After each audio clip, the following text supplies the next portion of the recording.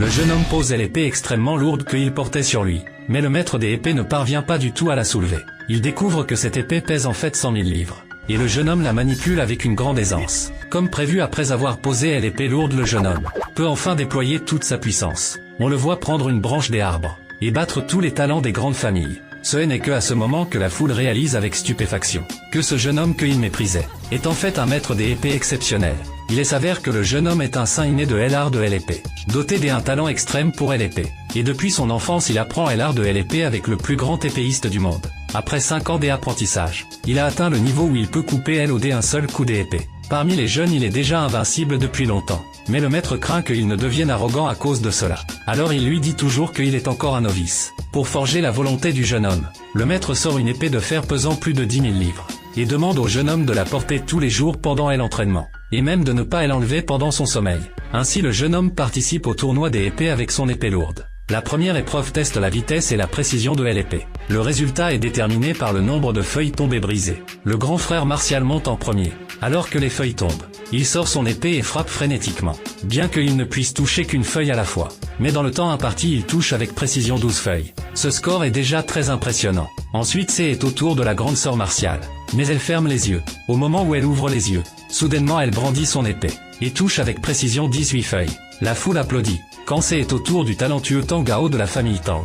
Il reste sur place sans bouger, laissant les feuilles tomber. Tout le monde trouve cela étrange. Cependant à ce moment Tang Gao dégaine soudainement son épée. Après qu'un éclat des épées bleues ait flashé, toutes les feuilles sont touchées. La foule est stupéfaite. Parce que Tang Gao a maîtrisé l'énergie de l'épée. C'est justement avec cette énergie qu'il a touché toutes les feuilles. Ce talent est assez rare parmi les jeunes. Le chef de la famille Tang est ravi, et pense même que la première place est déjà acquise. Finalement c'est au tour du jeune homme.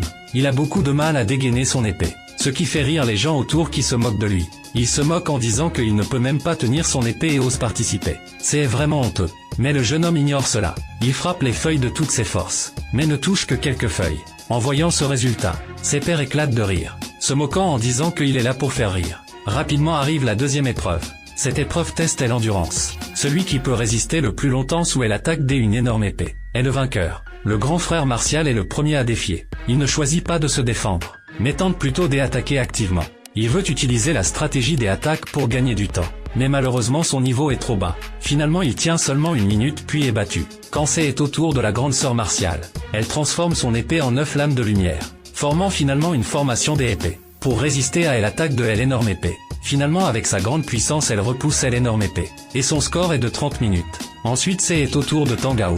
Face à l'attaque de l'énorme épée, Tang Gao n'a pas de mouvements élaborés, mais il utilise seulement un doigt pour bloquer l'attaque de l'énorme épée. Puis d'un coup de poing il brise l'énorme épée. La foule est incrédule. Personne ne savait que Tang Gao avait maîtrisé l'intention de l'épée. Le niveau où l'épée suit sa volonté librement. Finalement quand le jeune homme apparaît, la foule ne croit pas en lui non plus, parce que sa performance précédente était un échec total.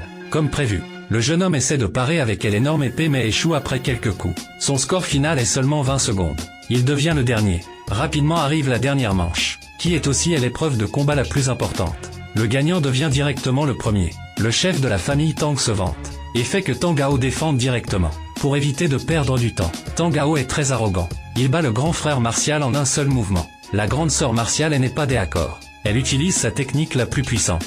Mais elle n'est toujours pas de taille face à Tang Gao. Finalement elle est vaincue. Maintenant le seul restant est le jeune homme. Tout le monde pense que Tang Gao a déjà gagné. Cependant au moment crucial, le jeune homme jette l'épée lourde, puis libère une puissante énergie. Sans le fardeau de l'épée lourde, le jeune homme déploie enfin sa grande puissance. Il utilise seulement une branche, et bat Tang Gao sans difficulté. À ce moment le jeune homme est transformé. Il veut montrer à tous sa puissance. On le voit crier fort. Toutes les épées dans un rayon de 100 lieues convergent vers lui. Les épées de tout le monde deviennent incontrôlables. Toutes sont contrôlées par le jeune homme. Cependant le chef de la famille Tang n'accepte pas. Il se place directement devant Tang Gao, et bloque l'énergie des épées du jeune homme, et dit que Tang Gao abandonne.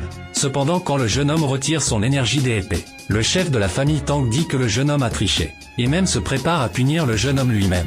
Penses-tu que le jeune homme peut battre le chef de la famille Tang?